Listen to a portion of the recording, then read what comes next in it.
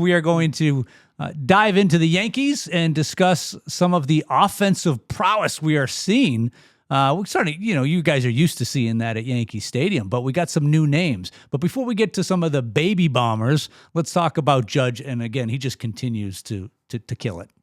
Joe? Yeah. I gotta share. I mean, talk about a historic offensive performance. I mean, I thought we saw him at his peak. He's only getting better. He's batting .409 right now. He's got 14 home runs. He's got 39 ribbies, and what is he? His slugging percentage is top in the league, 1.27. OPS right now is a leading 1.27, right? Yeah. I mean, he's just carrying the team on his back. And I wanted to bring this up about Judge is that there was a time in his career where he couldn't hit that awful. It was either a slider or a curveball outside.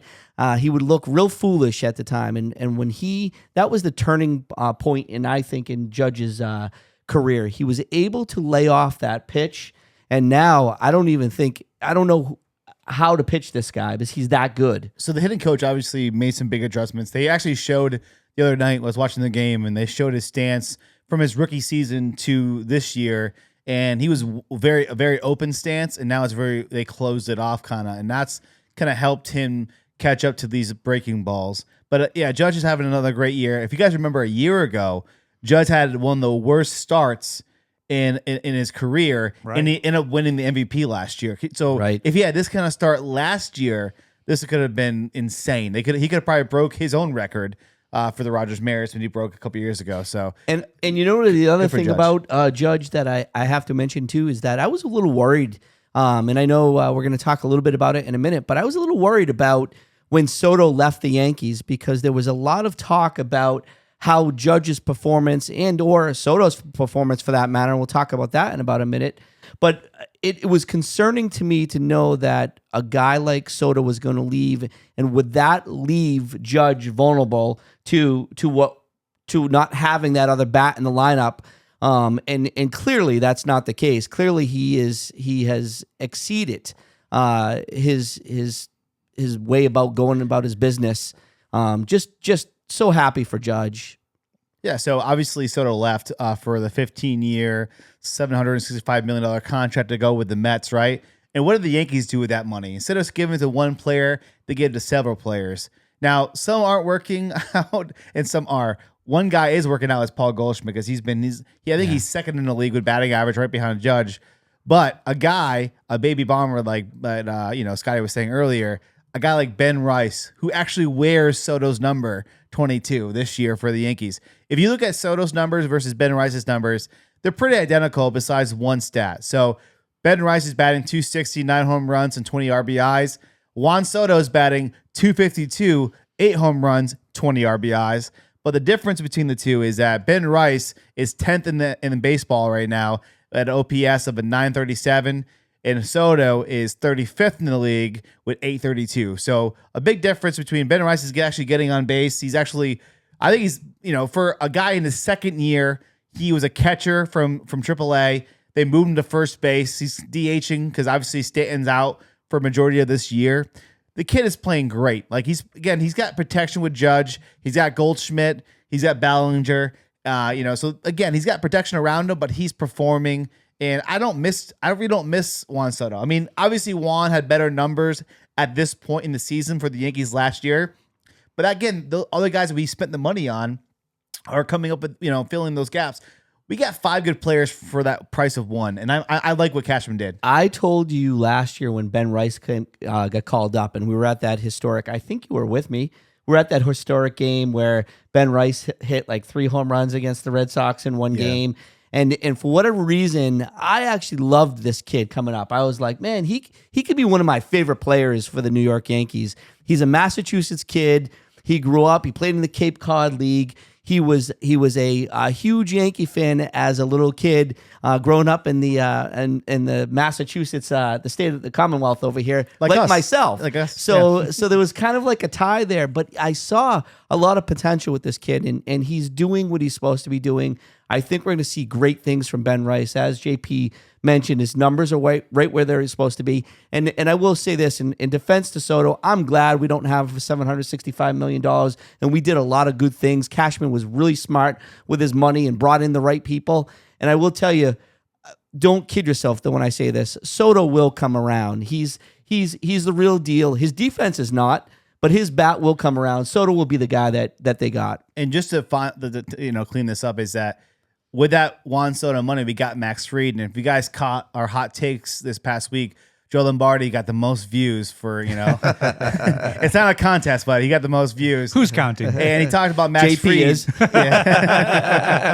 Yeah, it hurts. Yeah. But Max Fried, again, is having a great year. And like he called out this week. So, again, it's one of those things where Cashman did a great job taking that money, spending it elsewhere, getting these guys at the Baby Bombers coming up from AAA, and now they're performing. Jason Dominguez is another guy, an honorable mention for the Baby Bombers. Switch hitting outfielder. He's batting 265 home runs. I mean, he's been playing better of late. Right. And I want to piggyback on that real quick. With Max Fried, you got to remember this. We grabbed Max Fried before we knew Garrett Cole was going to go out with Tommy John surgery. So not knowing or forecasting that injury to Garrett Cole, wow, we would be in a world of hurt without him. I think he's still 6-0. His last start, I don't think he got a decision. Still a great performance. I mean, the guy is a true ace, and can't be happier to have Max Fried. Says all the right things. He's great on the field. He's great off the field. We're really lucky to have a star like Max Fried. And the other thing I want to say too is don't count. And I know some of the things that haven't panned out yet, but don't count out Cody Bellinger. I'll tell you what, I believe it was last maybe 15 games. He started off real slow, but the last 15 games, if you can pull it up, I think he's batting like 365 or somewhere between 300 and 365. I was watching yesterday. He's really starting to get a hot bat, and I think he's a kid that you're going to see come through. I mean, he's coming from the West Coast. He likes the warmer weather. I think he needed time to adjust in New York, and I think you're going to see him contribute as he started to do so, like I said, the last 15 games. The guy I'm worried about, ready? And please tell me about him. What are we going to do with Williams? I know he had a couple good outings as of late, but can he play in New York City? The jury's still out on that one. I really don't know. Weaver and Williams have struggled. It looks like we still need a closer. At the end of last season, we definitely need a closer, and it looks like that is still a problem. What is also kind of cool about this year, we're kind of approaching the halfway point in July, is that the Red Sox Yankees, I mean, that rivalry is kind of back right now, with the Red Sox kind of overperforming with that roster. They're only about 2.5 games back from the Yankees right now, and the Yankees haven't been playing well. They've been giving up some games late in the game, but the Red Sox, the New York Boston rivalry might be back this year, which I as a Yankees fan, you always want to see Boston and New York fight it out for that division. I mean, no disrespect to Toronto, Tampa, and Baltimore, but again, like having a Boston New York rivalry, it's like the Knicks and Celtics we're watching right now in real time. It's like that's so much fun to watch. So I'm kind of excited to see how the Red Sox kind of if they're going to hang around this year or they're going to not because they're overperforming right now. Can you agree on that? I mean, they're overperforming, but Baltimore is underperforming, and they're in dead last in this division at 15-24, which nobody saw that from last couple of years. Baltimore Orioles were kind of like that growing young team that were building momentum, and this year they're just been kind of an embarrassment. Yeah, I agree. And it is always, it's great for baseball when the Yankees and Red Sox are competing. Definitely for ratings, right? Oh, awesome. So, JP, Lombardi had mentioned his concern, maybe not nervousness, but a concern of Soto's departure and what that was going to mean for Judge. You talked about how great the Baby Bombers are doing now. You didn't talk necessarily about how you felt prior to the season going in. Were you as nervous or concerned as Lombardi was, or were you more confident? He knows. I love our farm team. So like Austin Wells, Anthony Volpe, Ben Rice, Jason Dominguez. Like I follow those guys from the AAA and as they come up, and he can vouch for that, right? And I've been talking about these guys for years. Jason Dominguez especially because a switch hitter who can do it all with the speed and everything else. Like I was really excited. He's very young. He's 20 years old or something like that. He's a young kid. Ben Rice, I actually didn't really know that much about until you kind of heard a story last year. It kind of came up at a fluke thing where Anthony Rizzo got hurt and they had to turn to somebody to play first base. And it ended up being Ben Rice, and I love that kid. You know, little bull. He does his roll call. But no, Austin Wells is one of my favorite players. My son loves Anthony Volpe. Like that's his boy. Like he loves Volpe. So I think we had a good farm team. We had some really good prospects, and they're fun to watch. We have a lot of injuries right now on this team, especially to our pitching staff and some position players like DJ LeMay, who's not back yet. We need him to come back. So again, Stanton's out for the year, right? Stanton out for the year. I thought he was actually rehabbing. I honestly think he was rehabbing. I'd have to find out, but I think he was down in.